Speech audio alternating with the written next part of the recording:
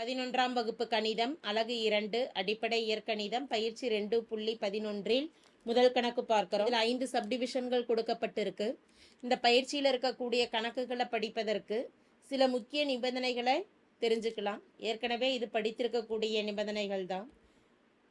a power minus m என்பதை 1/a power mன்னு எழுதலாம். 1/a power m.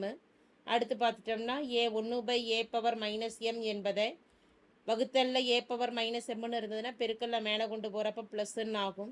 அடுத்து பார்த்துட்டோம்னா a power m whole power m அடுக்குகளில் பெருக்கல்ல இருந்ததுன்னா இரண்டு மதிப்புகளையும் பெருக்கிக்கலாம். a பெருக்கல் m ஏயின் அடுக்கு m பெருக்கல் n.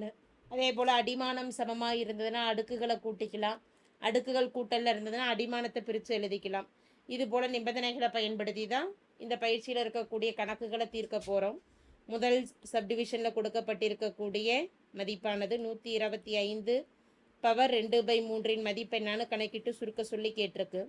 இந்த 125 என்பதை வகுத்துக்கலாம். அதாவது 5ஆல் இது வகுபடும். 12ல் 2 5 10 மீதி 2 25ல் 5 25 திரும்ப 5ஆல் வகுத்துட்டோம்னா 5 25 5 5ஆல் வகுத்துட்டோம் அப்படின்னா மதிப்பு 1.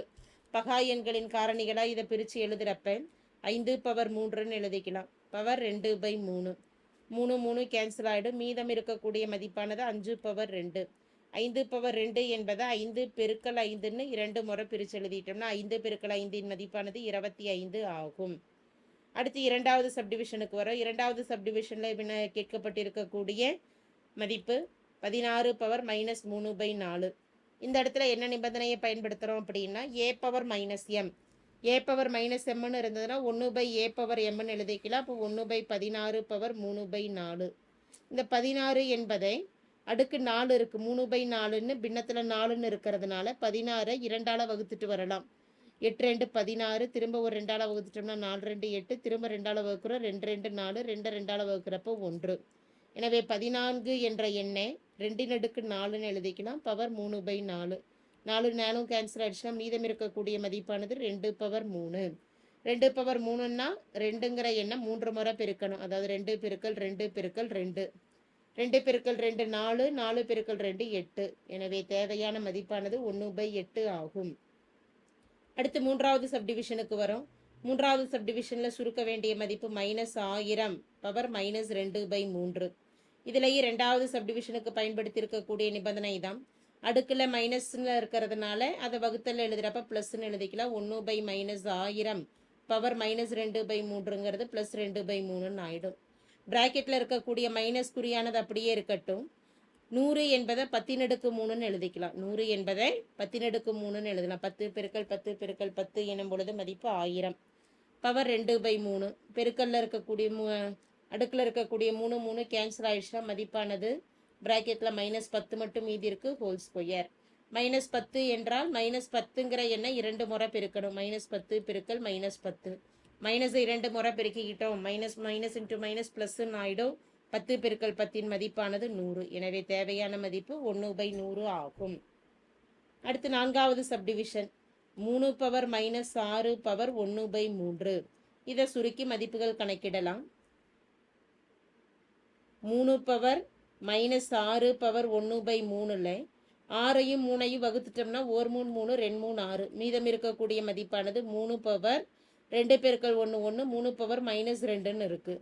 அடுக்கில் மைனஸில் இருந்ததுன்னா அதை பின்னத்தில் 1/3 பவர் 2ன்னு எழுதிக்கலாம்.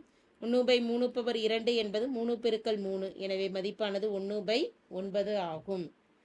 இறுதியாக ஐந்தாவது சப்டிவிஷன் 27 பவர் -2/3 27 பவர் -1/3. அடுக்கில் மைனஸ் குறியில் இருக்குது. மைனஸில் இருந்ததுன்னா அதை பின்னத்தில் 1 a பவர் -mங்கிற நிபந்தனையை பயன்படுத்துவோம். அப்படிங்கிறப்ப நியூமரேட்டர் மதிப்பானது 1/27 பவர் 2/3ன்னு ஃப்ராக்ஷனில் எழுதிக்கலாம். டினாமினேட்டர் மதிப்பு 1/27 பவர் 1/3ன்னு பின்னத்தில் எழுதிக்கலாம்.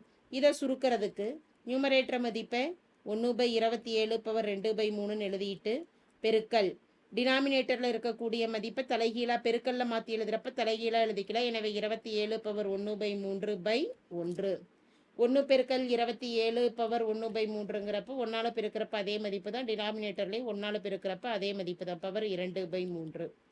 27 என்பது 3 அடுக்கு 3, 3 பெருக்கல் 3 9, 9 பெருக்கல் 3 27. இப்போ 3 பவர் 3ன்னு எழுதிக்கலாம், பவர் 1/3 டினாமினேட்டர்லையும் 3 பவர் 3 பவர் 2/3, 3 3 கேன்சல் ஆகிடும். மீதம் இருக்கக்கூடிய மதிப்பு 3 பவர் 1ங்கிறப்ப மதிப்பு 3 தான், பை டினாமினேட்டரில் 3 பவர் 2 இருக்குது. 3 பவர் 2 எனும் பொழுது மதிப்பு 3 பெருக்கல் 3, 3 பெருக்கல் 3ன்னு எழுதிக்கலாம். ஒரு 3 கேன்சல் ஆயிடுச்சுன்னா மீதம் இருக்கக்கூடிய மதிப்பானது 1/3 என்பது தேவையான மதிப்பாகும். தேங்க்யூ.